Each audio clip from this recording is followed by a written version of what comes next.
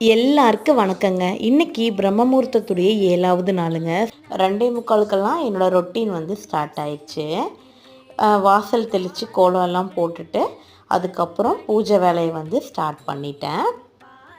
விழிக்குத் துணை திருமென்மலர் பாதங்கள் மெய்மை குன்றா மொழிக்குத் துணை முருகா என்னும் நாமங்கள் முன்பு செய்த பழிக்குத் துணை அவன் பன்னிரு தோளும் பயந்ததனி வலிக்குத் துணை வடிவேலும் செங்கோடன் மயூரனுமே. ஓம் சரவணபவ போற்றி.